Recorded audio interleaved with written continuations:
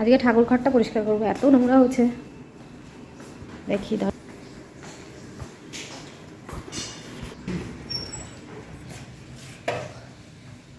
অনেক দিন পরিষ্কার হয় না,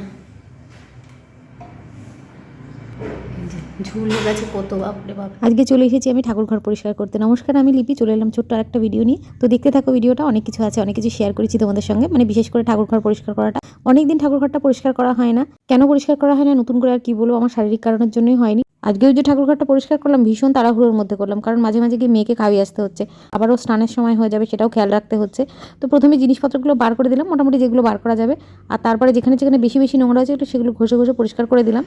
মোটামুটি দেয়াল ঠেয়ালগুলো পরিষ্কার হলো, আর এইখানে জিনিসগুলো রাখলাম। এবার যাবো মেয়েকে স্নান করাতে, 12টা বেজে গেছে অলরেডি। যাই ওকে স্নান করি, চশমায় কি স্নান করি, বাকিটা আবার পরে সারবো। এই দেখো আমার ছোট্ট পুতুলে স্নান হয়ে গেছে, ওকে স্নান করিয়ে খাইয়ে দিয়েছি। ইতিমধ্যে ওর বাবা চলে এসেছে, কিছু জিনিস আনতে গেছিলো, সেগুলো নিয়ে এসেছে। এই বিস্কুট নিয়ে আসলাম কয়েক করে। হ্যাঁ ঠিক আছে।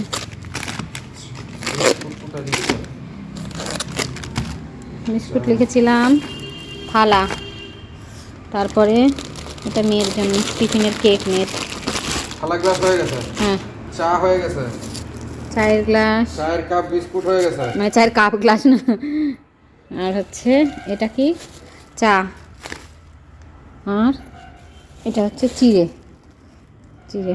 আমার ঠাকুর ঘর পরিষ্কার, আর এই ঠাকুর ঘর পরিষ্কার করতে গিয়ে আমি 3বার জামা চেঞ্জ করলাম, 3বার আর 2বার। আর পরিষ্কার কেমন হয়েছে দেখা একটু। ওই জানলা ফানলাগুলো পুরো মুছতে পারলাম না সব কিছু, ওই যে ওইখানটায় পাখিতে পটি করে রেখেছে, ওগুলো মুছলাম না, ওই নিপা ভাইরাসের ভয়ে ওগুলোতে আর হাত লাগালাম না। এখন মোটামুটি একটা পরিষ্কার করলাম, সব উপর টুপুরো পরিষ্কার করে দিয়েছি।